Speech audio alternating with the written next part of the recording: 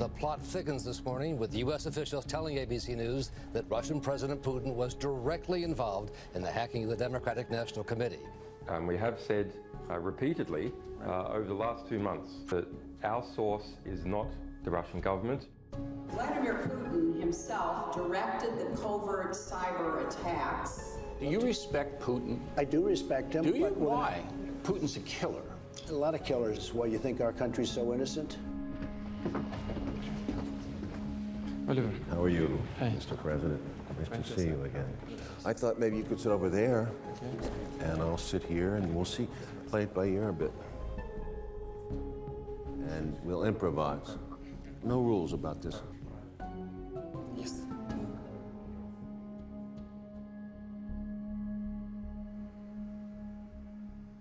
For over 40 years, the United States led the West in the struggle against communism and the threat it posed to our most precious values.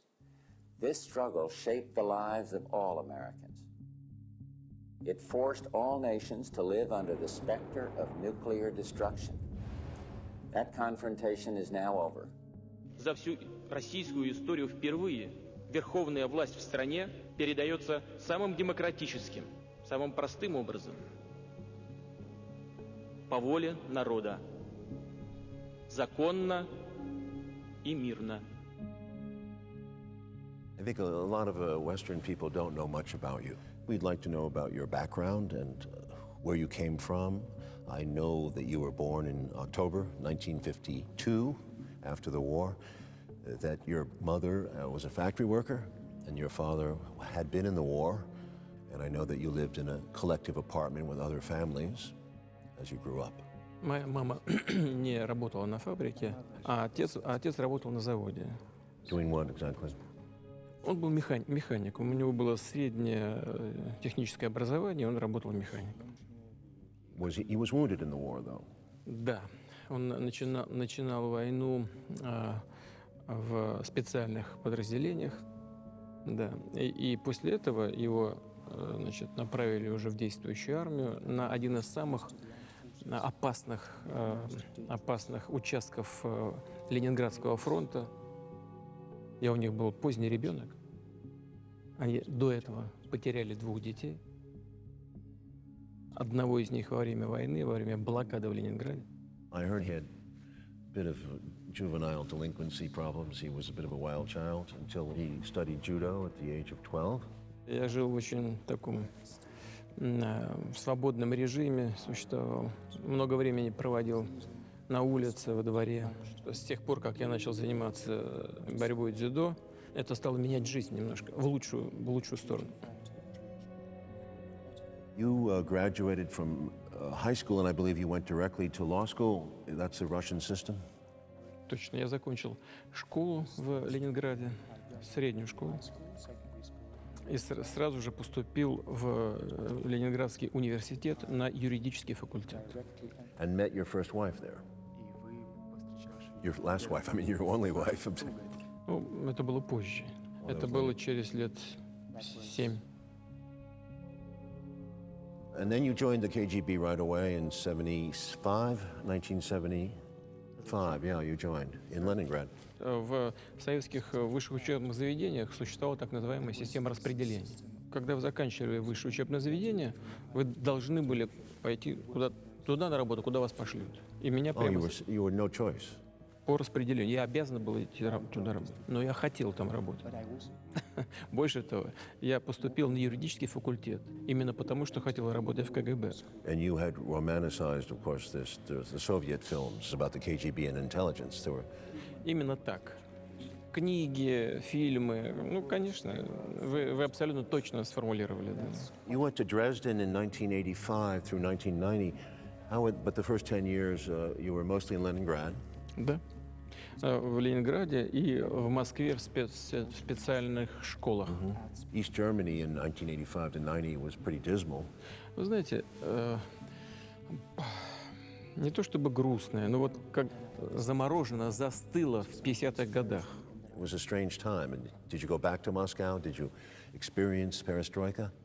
Вы знаете, было понятно, видимо, и для Горбачева, и для тех, кто его окружал, что страна нуждалась в переменах. Но сегодня я могу с полной уверенностью сказать, что они не понимали, какие нужны перемены и как их добиться. But these are Gorbachev's ideas, so you were influenced by Gorbachev. Это не идея Горбачева, это идея еще французских социалистов-утопистов. Горбачев здесь совершенно ни при чем. Я повторяю, что его заслуга в том, что он почувствовал необходимость перемен, это правда, и попытался менять саму систему. А проблема заключалась в том, что она сама по себе была негодной. Вот как было сделать так, чтобы поменять ситуацию в стране, поменять систему, но страну сохранить? Вот этого никто, в том числе Горбачев, тогда не знал, и довели до распада страны. The Soviet Union collapsed and the Russian Federation was formed with Yeltsin. Да, но в то же самое время у нас полностью была разрушена система социальной защиты. Полностью были остановлены целые отрасли экономики.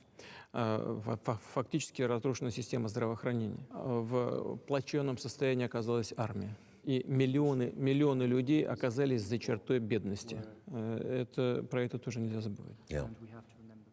You moved to Moscow in 1996, and you became the head of the Federal Security Bureau for 13 months. Нет, не сразу.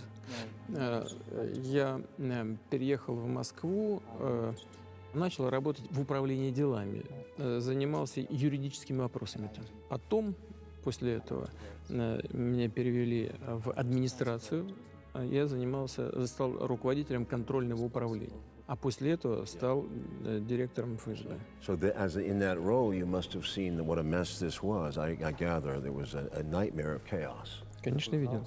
Ведь, понимаете, я часто слышал критику в свой адрес по поводу того, что сожалею по поводу развала Советского Союза.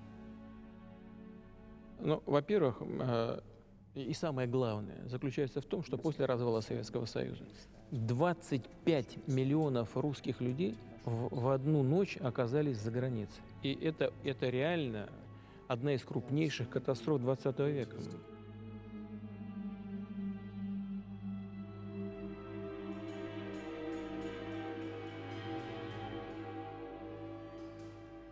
Потому что люди жили в рамках одной страны.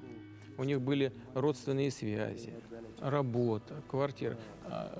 Они были все в равных правах.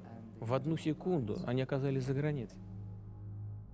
А в стране возникли сначала признаки, а потом и полномасштабная гражданская война. In October 1993, Russia was on the brink of civil war, with parliament deputies on one side and Boris Yeltsin and his supporters on the other. Yeltsin, who controlled tank divisions, would give the order to fire directly at the parliament building, with shells pounding the offices of the Supreme Soviet chairman and the vice president, who sided with the deputies. 2 days of street fighting left hundreds dead and injured. И, конечно, все это я видел прекрасно, особенно когда стал директором Федеральной службы безопасности. The United States continues to stand firm in its support of President Yeltsin because he is Russia's democratically elected leader. And in 1999, you worked your way up to acting prime minister, and Yeltsin resigned in 2000. Just looking at press conferences and film of Mr. Yeltsin, he was clearly alcohol disease. His brain seemed to be, the way he spoke and the way he stared at the camera, the way he moved, he looked like he was catatonic. Знаете, я не считаю себя вправе давать какие-то там серьезные оценки ни деятельности Горбачева, ни личности Ельцина. У него, как и у каждого из нас, были свои проблемы.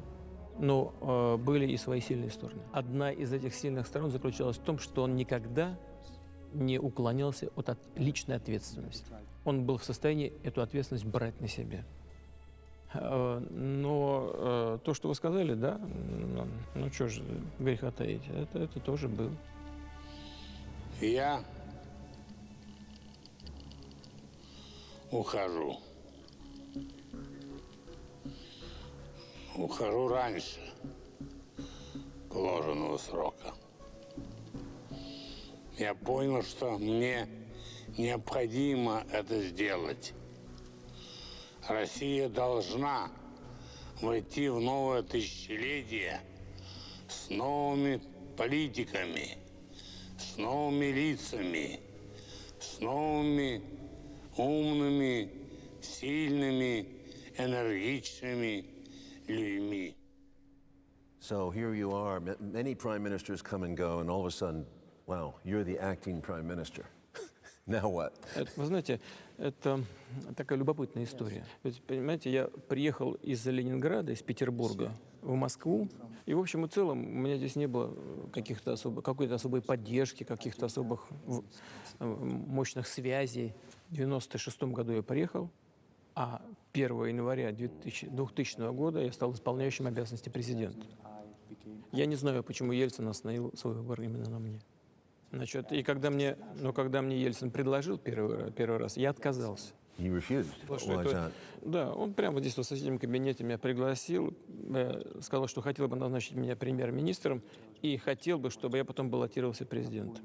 Я сказал, что это очень большая ответственность. Это должно поменять всю жизнь мою. И я не уверен, что я к этому готов. Change his life in what way? I mean, he's already been a bureaucrat in the government for a long time. Не, но все-таки это совсем другое дело. Одно дело быть просто чиновником, даже высокого ранга. Можно жить жизнью практически рядового человека, ходить в гости, ездить, ходить в кино, в театр свободно, общаться с друзьями и не нести такую персональную ответственность за все, что происходит в стране, за судьбы миллионов людей. А взять на себя ответственность в той ситуации за Россию — это очень непростое дело. И, откровенно говоря, я ведь не знал тогда, какие окончательно планы в отношении меня у президента Ельцина. И я не знал, как долго я смогу это делать. Потому что в любую секунду президент мог сказать: «Ты свободен». И я думал тогда только об одном: куда спрятать детей. Oh, really? Конечно, а как вы And думали? what would you do? И представьте себе, что меня бы освободили от занимаемой должности. Охраны нет, ничего нет. И чего делать, как жить, и как обеспечить безопасность семьи. Ну, просто я для себя тогда решил, что так вот, если судьба так вот распорядилась, надо тогда уже до конца идти. И я тогда еще не знал 100%, что я буду президентом. Никаких гарантий по этому поводу никто не давал. Yeah, but did he see his children during this period? And his wife? Нет. Нет, я поздно приходил, рано уходил. Поэтому видел их, конечно, но мало. And did you wake up at 4 in the morning? Did you ever sleep? Нет, я не вставал в 4 часа утра. Я ложился часов в 12, в час, полвторого, вставал часов в 7. Really? Я всегда спал 6-7 часов. No nightmares? Нет. This is a discipline from military, from your KGB experience? Ну, я думаю, что от спорта и от военной службы, конечно. Your theory of life, they say, is summed up in the philosophy of judo? Да. Not too complicated. Основная мысль, так называемый гибкий путь. Можно быть и нужно быть гибким. Иногда можно и уступить, но только в том случае, если это путь к победе. You have a lot of discipline, sir. Просто дело в том, что если этого не делать, то тогда очень сложно работать. Тогда не будет хватать сил на решение текущих задач. Я уже не говорю о стратегических. Нужно быть в форме. Okay, well then we're in 2000 now. You become president. Well, the vote was 53%. You're not expected to last. You're president of a country which, in a dark time, Chechnya war is going on. It looks very bad. Да, правда. И больше того, ведь в августе 99 года в России началась Вторая Чеченская война. Ну да, и это было очень тяжелое испытание для страны. Мне пришлось практически взять на себя ответственность за эту ситуацию. One side says that it is fighting against terrorism. The other side says it is fighting for independence. And all the while, bodies line the street amid the rubble of war. This is not the Middle East. This is the breakaway Russian Republic of Chechnya, little mentioned, but no less horrifying. Очень хочется по русской традиции и по традиции священной земли Дагестана, где мы с вами сегодня находимся, поднять этот бокал и выпить за память тех, кто погиб. Секундочку. Поэтому я предлагаю сегодня эту рюмку поставить. Мы обязательно выпьем за них. Обязательно. Но пить будем потом. Потом, тогда, когда эти задачи принципиального характера, вы о них все знаете, будут решены. You're credited with doing many fine things in your first term. You built up industries, electronics, engineering, petrochemical, agriculture. You raised the GDP, you raised the income, you reformed the army, you resolved the Chechen war, the privatization was stopped. A real son of Russia. Не все точно. Well, it's not exactly like that. Я не останавливал приватизацию.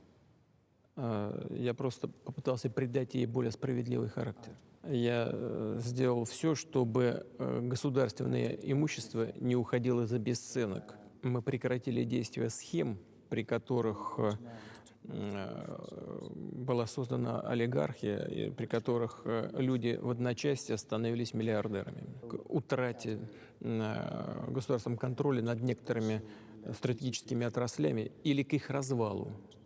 Поэтому моя задача заключалась не в том, чтобы остановить приватизацию, а чтобы придать ей более системный и справедливый характер. The oligarchs underestimated him. When he became president, they didn't think he would last. Вы знаете, все-таки олигархи тоже разные. Им же было сказано, что никто не посягает на собственность, наоборот, государство будет защищать собственность, даже если прежние законы были не очень справедливыми. Но закон есть закон. Это тоже одно из правил. Закон есть закон. Я представителям большого бизнеса сказал, это был откровенный и честный разговор. Прежние схемы должны прекратить свое существование. А законы должны быть гораздо более справедливы. А бизнес должен нести большую социальную ответственность. И многие представители бизнеса, подавляющее большинство, вписались в эти правила, а они вполне всех устроили. Вы знаете, кому это не понравилось? Это не понравилось тем, кто зарабатывает свои миллиарды, миллионы, не благодаря своим талантам бизнесмена, а благодаря умению наладить отношения с властью. Да, вот этим не понравилось. Но это единицы. He cut the poverty rate by 2/3. Точно. Respect for the old people, pensions. Ну да, в разы. In 2000, 700 rubles was the average income. In 2012, 29,000 rubles. Да, точно. Immensely popular in 2004. He's reelected with 70% of the vote. Да, чуть побольше. And 2008, because 2 terms are only allowed, you become the prime minister. Well, you worked hard when you were prime minister too. Я работал много и в целом весьма успешно. Но президентом России был другой человек. И я знаю, как у нас в стране, как за рубежом это время оценивали. Должен вам сказать, что президент Медведев полностью и самостоятельно исполнял все свои обязанности. Президентом в стране может быть только один человек. Тот, кто избран народом. And in 2012, you run for president and you win by 63%? Yeah, you're right. 3 times president, 5 assassination attempts, I'm told. Not as much as Castro, who I've interviewed, I think he must have had 50, but there's a legitimate 5 I've heard about. Я с Кастро разговаривал на этот счет. И он мне сказал, знаешь, почему я жив? Я спросил, почему? I asked him why. Он, потому что я своей безопасностью всегда занимался лично. Вот, я делаю свою работу, а сотрудники безопасности делают свое. До сих пор у них это все неплохо получалось. In other words, you trust your security, and they've done a great job. Доверяю.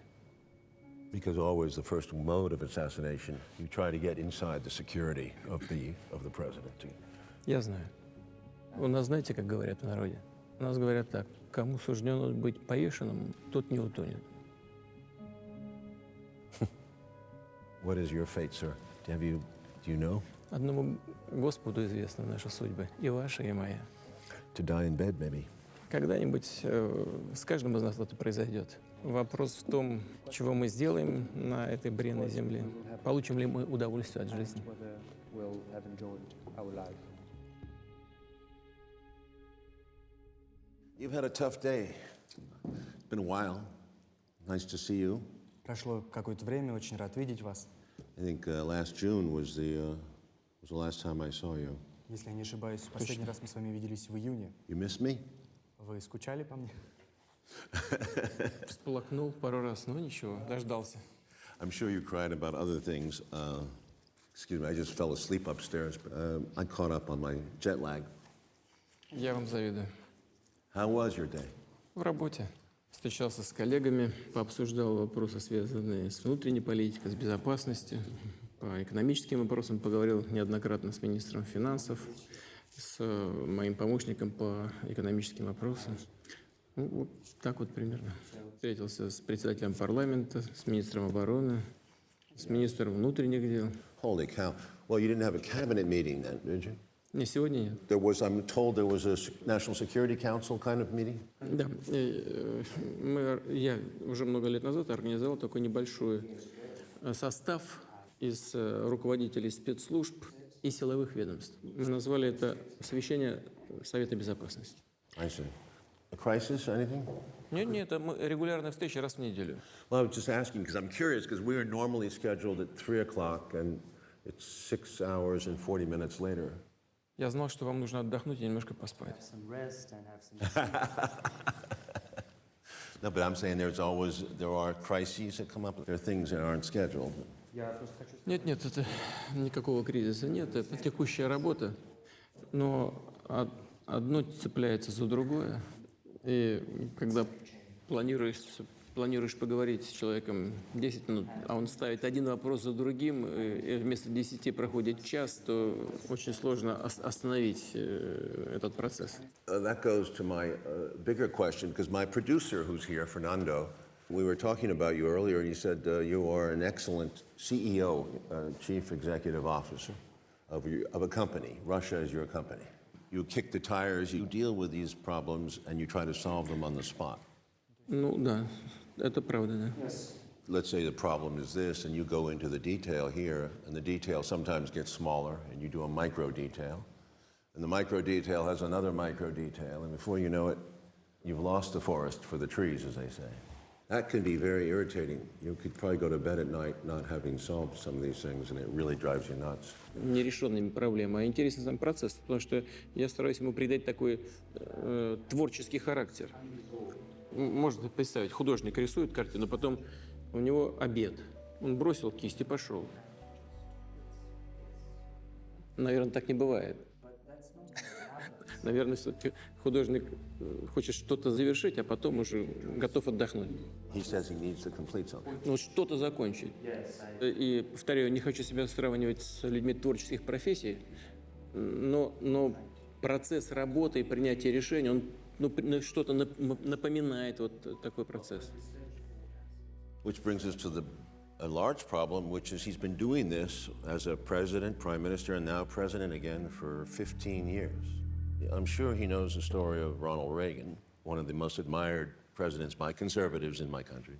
He was famous for sticking to his schedule, which required him on most nights to come home in the White House by 6 o'clock and have an early supper and watch TV with his wife. Счастливый человек. Очень организованный. И это, безусловно, было его большим преимуществом. That is my point, is that he was a smiley man. He was a great greeter and meeter. He was very happy eating jelly beans and telling a good joke. So Reagan was a big believer in delegating authority to everyone around him. I'm just trying to make that example because it's another way of living. Нужно две задачи решить. Найти правильных людей и делегировать им полномочия. Well, it seems to me you're doing it the hard way. Ну, может быть. Я, тем не менее, я это понимаю и стараюсь сделать именно так. Только у нас разница большая. Рейган все-таки возглавлял Соединенные Штаты. Как бы там ни было, какие бы ни были сложности и проблемы, все-таки они были несопоставимы с сложностями и проблемами, которые переживала Россия в конце 99-го, в 2000 году. Well, Reagan would disagree. He would say the country America was broke and that it needed to be fixed, and it was morning in America again, and it was his job to bring in positive energy to America. And he did a pretty good job of making that feeling. It's a feeling, it's an illusion. Но быть на грани банкротства и быть банкротом – это все-таки разные вещи. Well, actually, some people would argue that Reagan made America more broke because the debt grew enormously. Ну, конечно, сегодня сколько там, 18 триллионов? I forgot. Да, 18 триллионов долларов. А в России 12% ВВП, да? Да. 18 trillion US Да. and about 1 trillion Russia. Важно, доля ВВП в Штатах это, по-моему, в районе 100%. У нас долговая нагрузка минимальная, 12-13%, и при этом достаточно высокий уровень резервов. 360 миллиардов долларов – это резервы Центрального банка. И еще у правительства два резервных фонда. 80 миллиардов долларов и 70 миллиардов долларов. Из которых мы и финансируем вот этот небольшой объем дефицита. The food prices went up 20% in 2015, and inflation was running at 13%. 12,9%. 12.9%. Okay. Okay. What is the Russian central bank about? What is that doing? Центральный банк проводит очень взвешенную монетарную политику, и это находит понимание и поддержку у международных финансовых организаций, в том числе со стороны МВФ. I thought you had nothing outstanding. You had no debts to the IMF, I'm told. Не было. Мы сейчас говорим не о долговых обязательствах. Кстати говоря, Россия погасила не только свой долг перед МВФ, но и долги всех бывших республик Советского Союза. В том числе, скажем, долг Украины в размере 16 миллиардов долларов. А о кредитно-денежной политике мы в контакте с госпожой Лагард, с другими коллегами из МВФ. Мы их информируем о том, что мы делаем, слушаем их рекомендации. Вот. И мне хорошо известно, как руководство МВФ оценивает политику Центрального банка России. Оценивают положительно. You know, you still talk as if the IMF is a partner of Russia. You act as if Wall Street wants Russia to succeed, and I question that. And I would ask you, is Wall Street actively working to destroy the Russian economy in the interest of the United States? Я не говорю сейчас про Уолл-стрит. Да, значит, если мы будем говорить про администрацию Соединенных Штатов, то администрация, безусловно, воспринимает, особенно в последнее время, Россию как конкурента.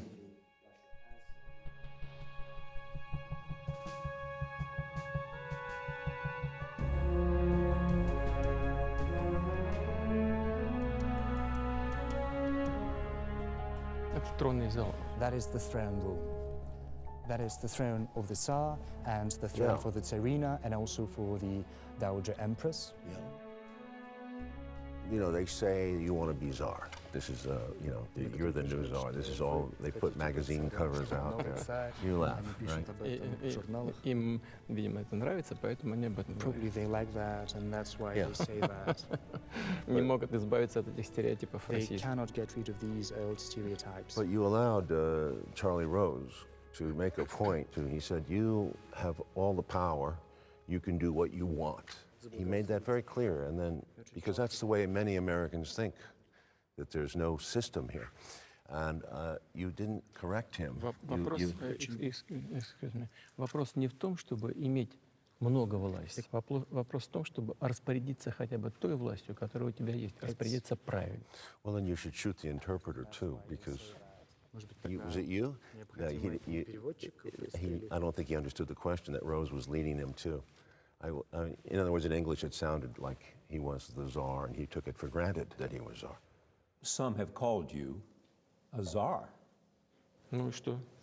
Меня So what? по-разному называют. You know, people call me different names. У нас, знаете, как Does the name fit? Ну, он пытается с ним, видимо, полемизировать, но в мои планы это не входит с ним полемизировать. Do you ever lose it? He says, you're so rational on every time you're asked a question. Do you ever have a day, like a bad day? Говорит, что вы так рациональны, когда отвечаете на вопросы. А бывают у вас плохие дни? Is that right? Я же не женщина, у меня плохих дней. I'm not a woman, so I don't have bad days. There you go. Now you're going to insult 50% of the American public. The way they're going to take it. Я никого не оскорбляю. I'm not trying to insult anyone. Природа такая. That's just nature of things. So a woman to you tends to be more emotional. You don't want to have your emotions ever cut in and control your reasoning. Ну, есть определенные природные циклы. Well, there are certain natural cycles. Наверное, у мужчин они тоже есть, но они менее выражены. Мы же все люди, поэтому это нормально. Но терять контроль...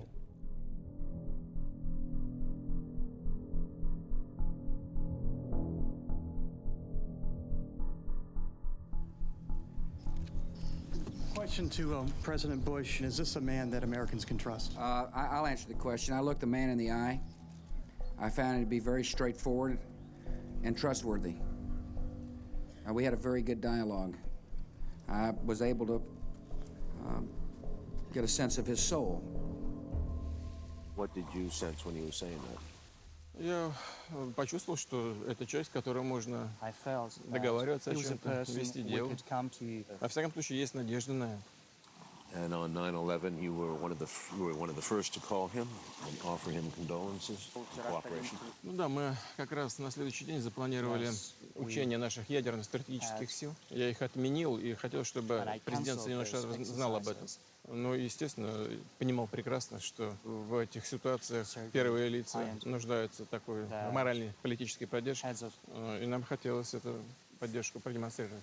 When President Bush invaded Afghanistan, President Putin cooperated with the invasion and set up bases in the Caucasus and Eurasia in order for the Americans to supply line Afghanistan.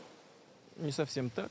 Well, it's not exactly like that. Мы не разворачивали для этого никаких баз. У нас со времен Советского Союза в Таджикистане осталась дивизия, которую мы потом превратили в базу, именно для того, чтобы закрыть террористически опасное направление со стороны Афганистана. Но мы поддержали Соединенные Штаты. Через территорию свою разрешили поставку оружия. Да, да. Мы считаем, что это сотрудничество соответствует нашим национальным интересам. И это та сфера, где мы можем и должны объединять свои усилия. Мы снабжали дополнительные информации специальные, в том числе разведывать. Russia has a long history in Afghanistan. So how come you guys did not figure out where bin Laden was and what was really happening with bin Laden?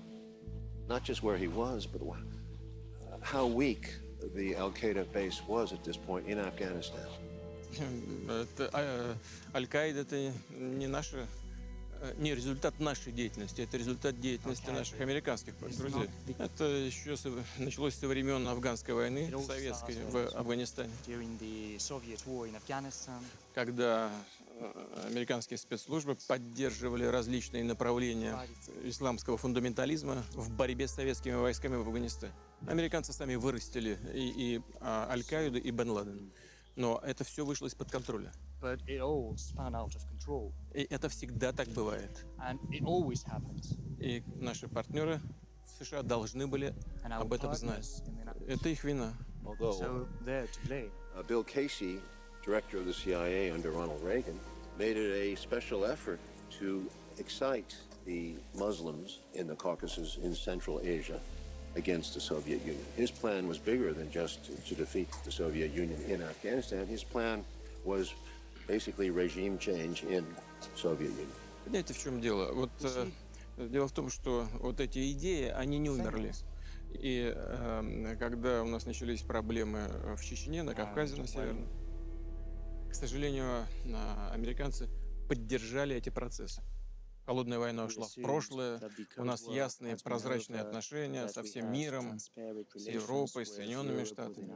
И, конечно, мы рассчитывали на поддержку. Вместо этого мы увидели, что американские спецслужбы как раз поддерживают террористов. И я вам сейчас скажу, на мой взгляд, важную вещь. У нас сложилось абсолютно устойчивое мнение тогда, не now, тогда,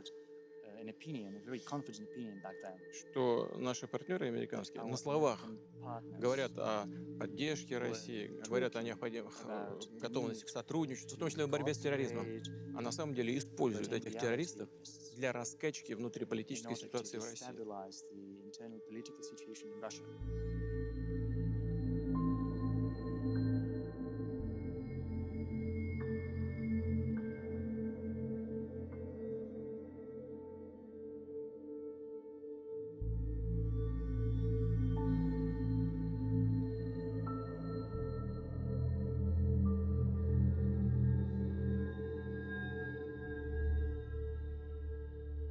In his mind, what was the most dangerous moment in the Chechen Wars? The first one, the second one, what years? Затрудняюсь сказать, какие конкретные моменты. Но вот ведь так называемая Вторая Чеченская война началась с того, что именно народ, гражданские лица в Дагестане, а это тоже мусульманская республика, взяли в руки оружие и оказали сопротивление, дали отпор террористам. Помню, как из Дагестана там нам не просто настоятельно говорили, а кричали: если Россия не хочет нас защищать, дайте оружие, мы сами это сделаем. The U.S. support was covert. You say you have evidence that they were supporting the Chechens. Конечно. Но что касается информационной и политической поддержки, то это не нуждается в доказательствах. Это было очевидно для всех. А это же публично делалось, открыто. I think the administration has adopted a hands-off attitude, repeating like a mantra that this is an internal Russian affair, which in effect legitimated the Russian action. And then on top of it, senior administration spokesmen have engaged in a vilification of the Chechens. А что касается оперативной поддержки, финансовой, у нас есть такие доказательства, и более того, некоторые из них мы представили нашим американским коллегам. Был даже такой момент, когда я президенту Бушу сказал об этом и показал ему, назвал даже фамилии сотрудников спецслужб в США, которые работали на Кавказе, и не просто оказывали какую-то общую политическую поддержку, оказывали техническую поддержку, перебрасывали боевиков там, из одного места в другое. А реакция президента США была очень правильной и очень негативно. Он сказал: я с этим разберусь. Но мы позднее получили по партнерским каналам действительно письмо из Центрального разведуправления США, в котором было указано, что наши коллеги считают себя вправе поддерживать отношения со всеми представителями оппозиции и будут это делать дальше. Ясно было, что речь-то идет не просто об оппозиционных силах, речь идет о террористических структурах и организациях. Но, тем не менее, их представляли в виде какой-то обыкновенной оппозиции.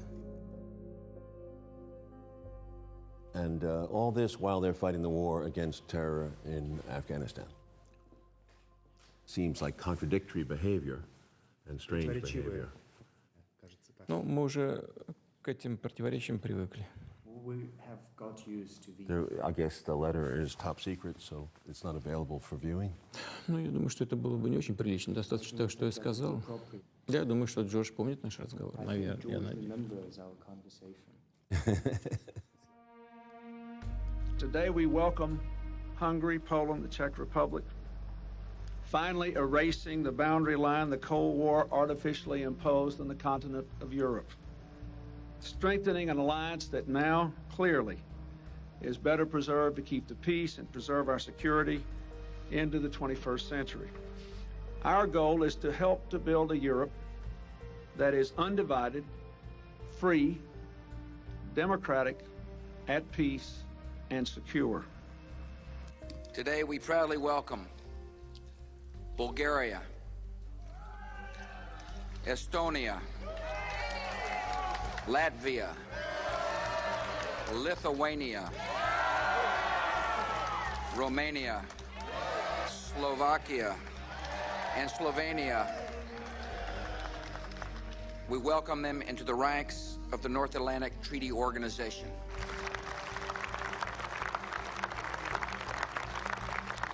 This is a special moment in the hopeful story of human liberty, as America formally declares its support for Albania and Croatia's entry into NATO.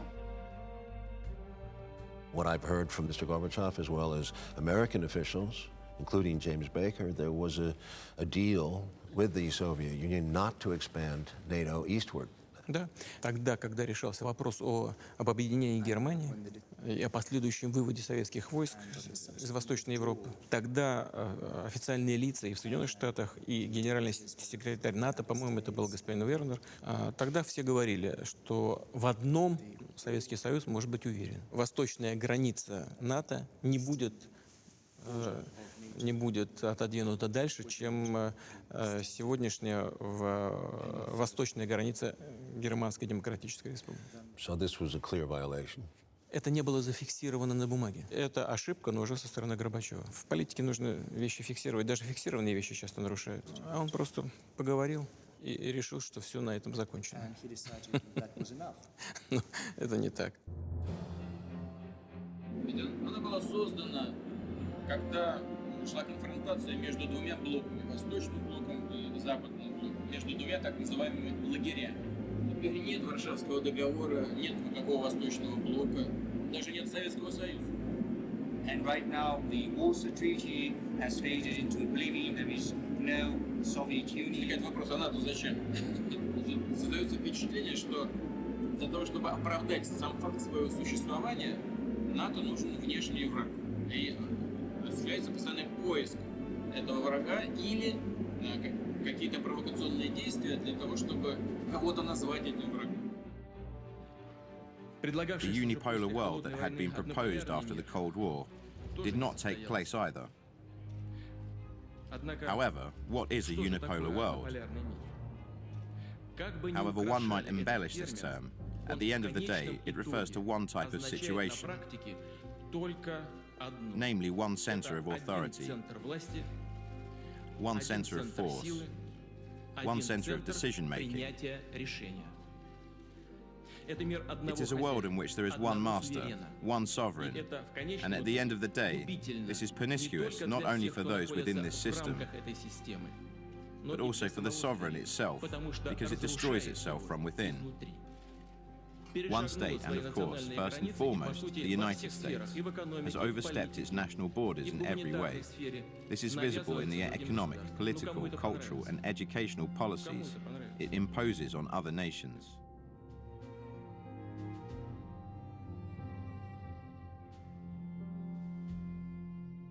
Сегодня это внешнеполитический инструмент Соединенных Штатов. Там нет союзников, там есть только вассалы. Когда страна становится членом НАТО, ей уже очень трудно сопротивляться давлению со стороны такой крупной страны, лидера НАТО, как США. И там легко может появиться все, что угодно. И система противоракетной обороны, и новые базы, и, если потребуется, и новые ударные комплексы. А нам что делать? Мы должны в этой связи предпринимать контрмеры. То есть ставить под удар наших ракетных систем те объекты, которые, по нашему мнению, начинают нам угрожать. Ситуация напрягается. Почему мы так остро реагируем на расширение НАТО?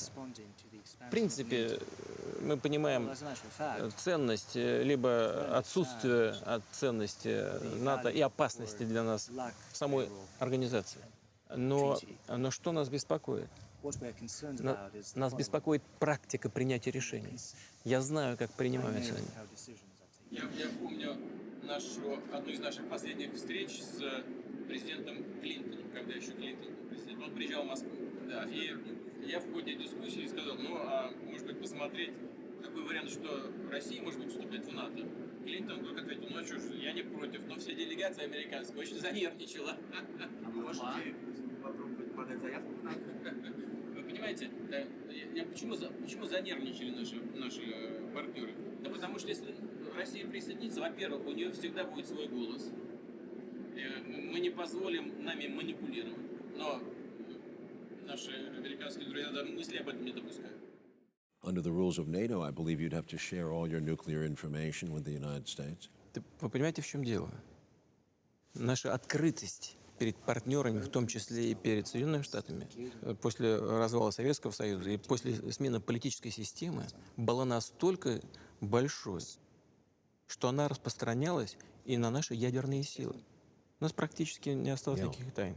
Американские наблюдатели сидели на одном из наших крупнейших и основных предприятий, производящих элементы ядерного оружия, на постоянной основе. Вы понимаете, мы и так уже были открыты достаточно. И никаких дополнительных угроз для нас в этом не было. При этом вот что любопытно, президенты в вашей стране меняются, а политика нет. По принципиальным вопросам. The old Soviets were always very realistic about American policy. They always tried to understand the intentions of the Americans. I don't know if those think tanks still exist here. I would imagine they do. That Mr. Putin gets very accurate assessments about what United States intentions are. Да, конечно. На мой взгляд, осознание себя единственной мировой державы, вбивание в миллионам людей в голову их исключительность, она порождает такое имперское мышление в обществе. А это, в свою очередь, требует и соответствующей внешней политики, которую общество ожидает. И руководство страны вынуждено действовать в такой логике. А на практике получается, что это не соответствует интересам народа Соединенных Штатов, как я себе это представляю. Потому что в конечном итоге приводят к сбоям и к проблемам. И показывает, что контролировать все равно невозможно. Has this ever stopped? Has this attitude of the U.S. ever stopped that they had an enemy in Russia, whether it was communism or whether it was Putinism or whether it was any form? It was just the concept of an enemy. После Второй мировой войны возникла двуполярная система. Думаю, что это была, в принципе, такая стратегическая ошибка со стороны Советского Союза. Так действовали достаточно просто, прямолинейно и примитивно. И дали повод для западных стран, в том числе для Соединенных Штатов, создать НАТО и начать холодную войну. Я думаю, что когда Соединенные Штаты почувствовали себя во главе так называемого цивилизованного мира, а уже совсем, когда распался Советский Союз, то возникла иллюзия, что теперь Соединенные Штаты могут все, и за это им ничего не будет. А это всегда ловушка, потому что в этой ситуации и человек, и страна начинают допускать ошибки. Нет необходимости анализировать ситуацию, нет необходимости думать о последствиях. Страна начинает функционировать неэффективно. Одна ошибка наслаивается на другую. Вот в такую ловушку, мне кажется, попали Соединенные Штаты сегодня. Raises the question of, the broader question of what is the U.S. policy? What is its strategy in the world, in the whole world? Я вам обязательно очень подробно на этот вопрос отвечу и очень откровенно, но только после того, как выйду на пенсию. Well, I could state it for you, and you can argue with me. That's one thing. I could say I think, or many learned people think, that U.S. strategy right now is to destroy the Russian economy, bring it back to 1990s levels, and change the leadership of Russia, make a new ally out of Russia for the United States, and basically dominate Russia as they once did. And perhaps they feel they did not go far enough and take your nuclear arsenal away from Russia. Ну, такой вариант мысли, такой вариант политики возможен. Если это так, я думаю, что это ошибочная политика. Именно потому, что такой взгляд на отношения с Россией не нацелен в будущее. Люди, которые так думают, они не смотрят хотя бы на 25, как минимум 25-50 лет вперед. А если бы они взглянули на это, то, наверное, выстраивали бы отношения с Россией в другом ключе и не старались Россию превратить в своего вассала.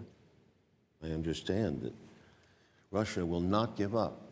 They will go to the end on this economy. Under Stalin, they gave their jewelry, they gave their personal possessions down to their last dollar to support the government against the Nazis. Дело не в копейке, не в последнем долларе. Дело в жизни. Наши люди сражались до последней капли крови, а не до последнего рубля. Но все-таки основное, что есть в России, это ее народ. С его самосознанием, с его внутренним состоянием. Этот народ не может существовать вне суверенитета своей государственности.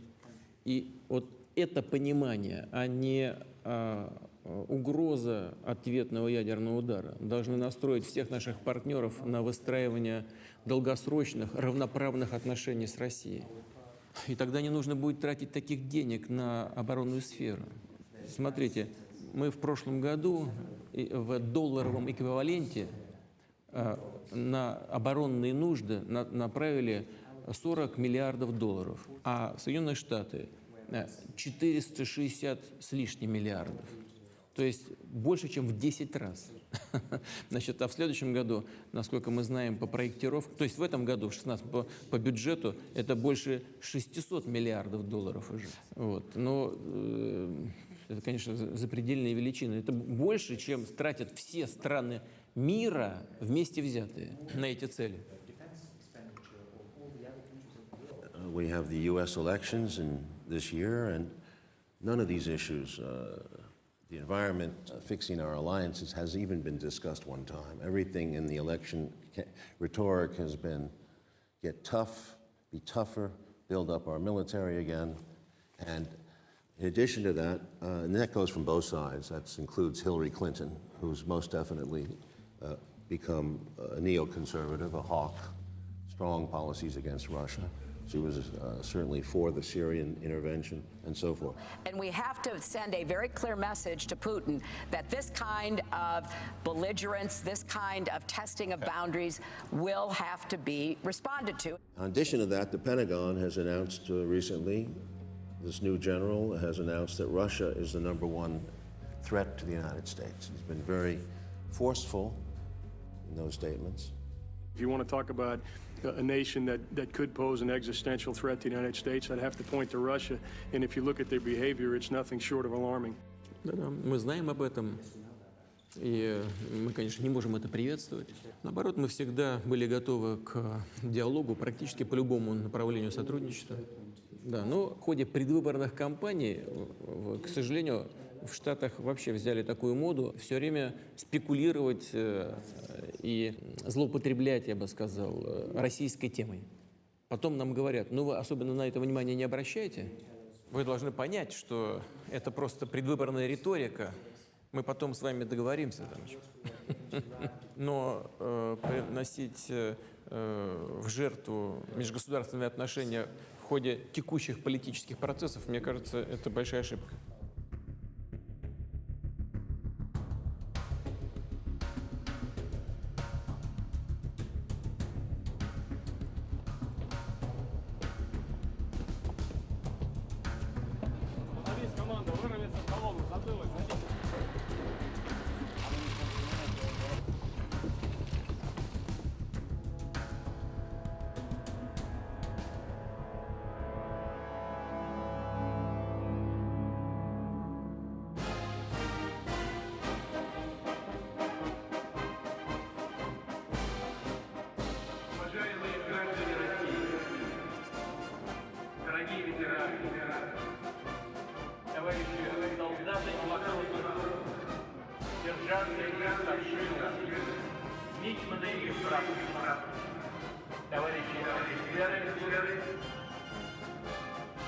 Поздравляю вас с Днем Победы.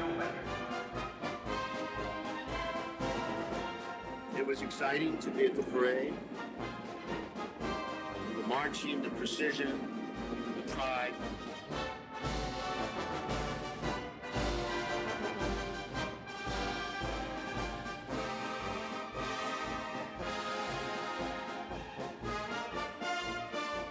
I like the women troops too. Девушки приходили первый раз. I saw Mr. Gorbachev was there today. You can stop and say hello. Его протокол приглашает его на официальное мероприятие. Yeah, but I'm saying he did not stop on his way out. Но вы не остановились, когда уходили, и не поздоровали? Я его не заметил. I didn't notice he was there. But you never see him. You never see him. Никогда не встречаетесь? Почему? Я его приглашал в Кремль. Он был у меня в Кремле, в рабочем кабинете. Yeah, many years My office. Много лет назад? Ну да, несколько лет назад. Several years ago. He certainly supports you on the NATO issue. Ну, я знаю. И НАТО, и поддерживает Россию Крыма, насколько я понимаю. Он человек со своим собственным мнением. В чем-то я с ним согласен, в чем-то нет. И он также в чем-то со мной согласен, в чем-то нет. He has an opinion of his own, and some things. It's a shame the U.S. ambassador was not there.